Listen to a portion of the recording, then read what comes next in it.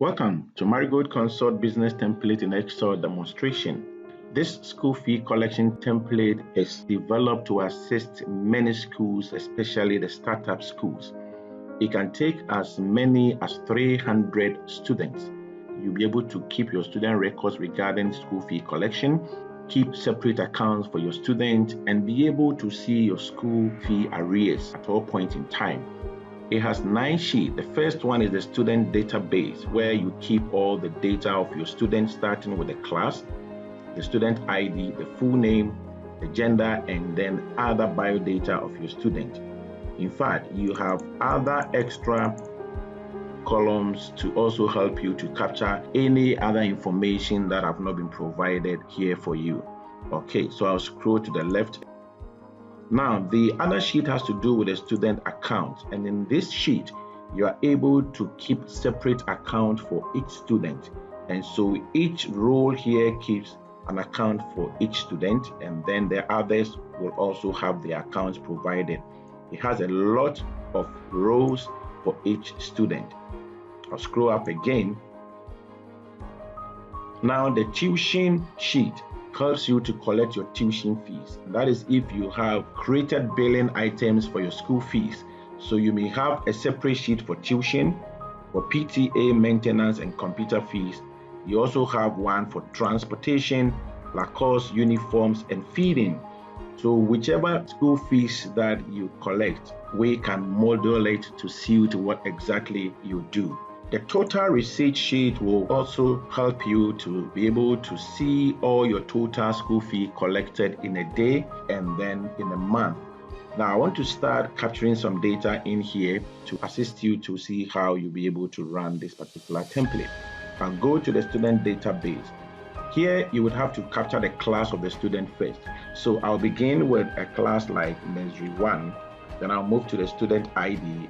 And please remember that ID for this particular template is very important. It is a student ID that will run all the transactions. So ensure you are able to generate student IDs for your students.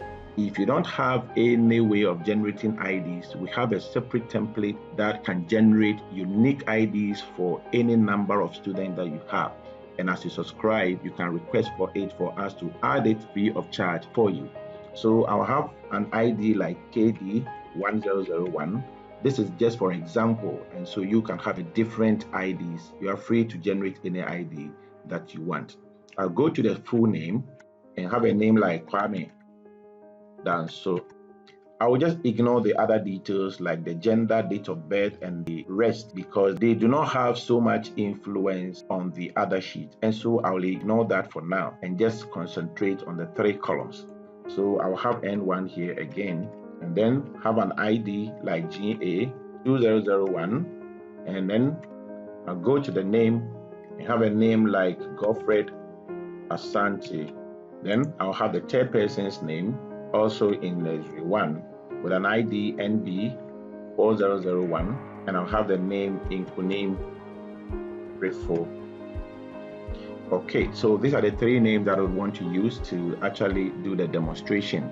Remember that you can copy your existing data if you have kept it in a spreadsheet and then come and paste them in this template, and you'll be able to have all your students populated within a very short possible time so you can start using the system.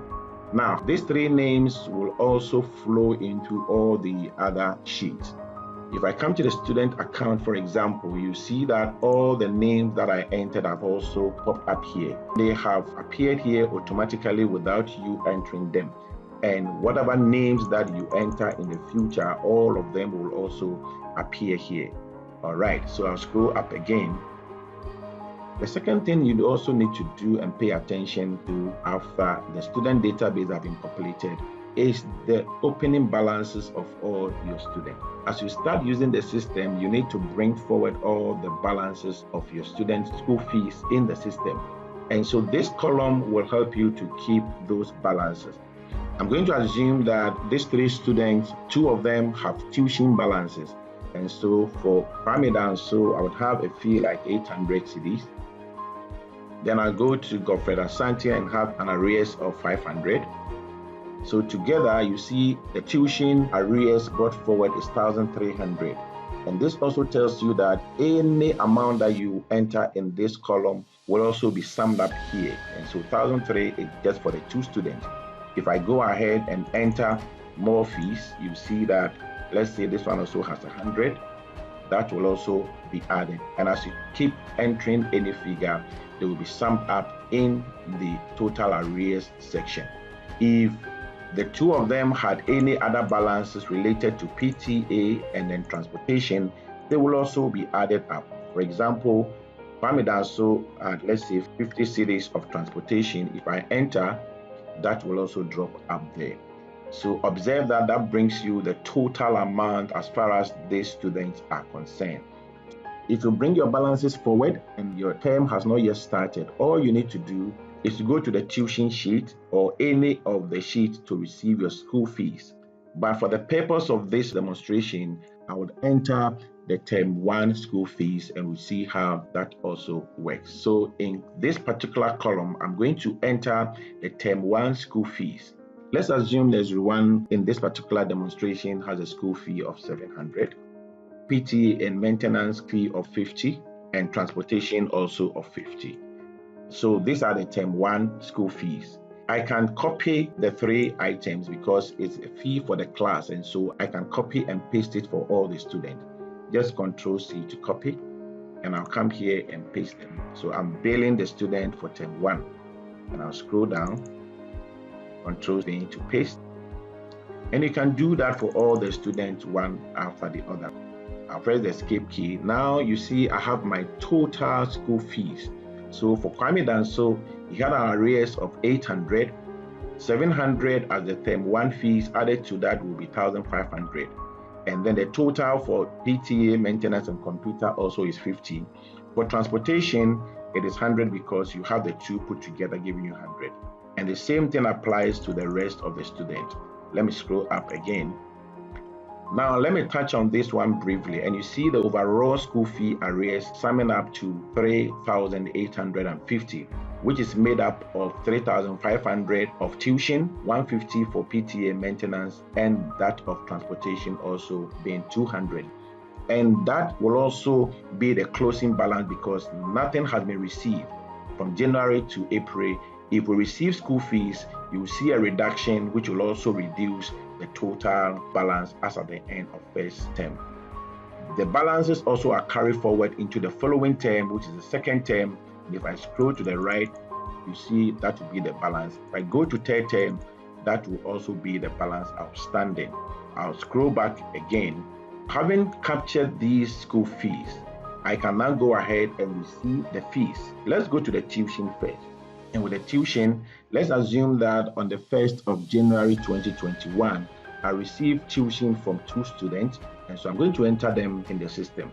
So I'll go to the date section and type 1st of January 2021. I'll come to the ID section. If I drop down, you see the 3 IDs that we entered in the student database, and they appear here automatically without you entering them. Let me select the first student, and you see the name will pop up. Now you type in the month. You can also select the month here if you want, the month of January. Now you type the amount. Let's assume that Kwame Danso paid 400 Ghana cedis. Then the receipt number, for example, 1245. The officer receiving it, you type the name there. Let's say Ofori. Now I'll go to the second person, the same date, and then I'll get an ID number. That is also the month of January. Let's say he's paying 500. Then I'll type the receipt number.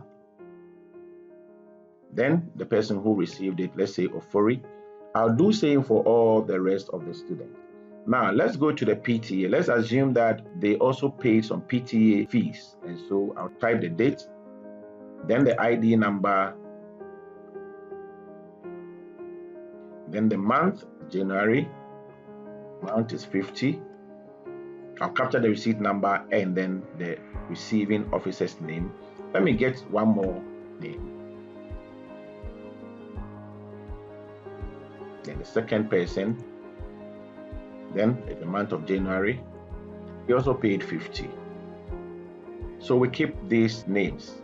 Now let's go to the LACOTS. Let's say for the day We had students buying about 2,000 worth of Lacoste. In that case, you don't select the ID number because it is not one student buying it. You sold everything in bulk. And so you straight away come to the month and you type the month of January because it is January. Now for the amount, you type the amount 2,000 here. You keep your remarks and receipts here. And here, it also means that you could sell to student because you can still see the student IDs here. So it is either you sell to individual students and then you show their names here, or you sell them in bulk. If you are selling in bulk, you don't select any student name. You only keep the total amount here, and that should be it. Then the officer receiving it, you do that, and then if you have any remarks, you also keep the remarks there. But should you sell to individual students, you drop the filter and then you go for the name of the student, which will also show here, and then you keep the amount here. We are assuming we are receiving them in bulk, and therefore I will delete this. Let's assume that these are the transactions for the day. Now, if I go to the total receipt, all I need to do is to type the date here. So 1st of January of 21. The moment I enter, you would have the total collections also pulled from the other sheet, and that will drop here. So tuition of 900, PTA and maintenance of 100, and then Lacoste sales of 2,000, making 3,000. Now you have a difference here because you have the banked section being blank. And the idea here is that it's also a control to check whether the money was banked. So let's assume that the whole 3,000 was banked, and once it is banked, type the 3,000 here, and that will make the difference nil. When you come to the monthly totals, you get the monthly totals when you type the month here. So this is January, and once you type January here, you realize that the total for the month will also be captured. And as you continue to enter more dates, they'll be summed up here, and then you will see the cumulative figures also here. Now, observe that when I enter the school fees for January, you have them also showing in the individual student account. And so in January, Kwame Danso has paid 400 for tuition, 50 for PTA maintenance and computer, bringing the balances to 1,100 for tuition and a nil for PTA and 100 still outstanding for transport. Similarly, you have that of Godfred Asante, and when I scroll down, you see that that of Nkonim Brefo will also be updated accurately, and that also flows to the end of the third term. And so here, you can keep receiving your money, and then they will be summed up here. When you come to term 2, you go ahead and bill the student, and that will be added to the balances brought forward. And then you keep receiving the money from May, June, July, August. Then that will also continue from September, October, November, December with ease. Remember that this template can be modified, especially those of you who operate a different academic system which start from September. We can model it differently and change all the months and do a couple of things to suit your school. On this note, I would want to say a big thank you. Bye-bye.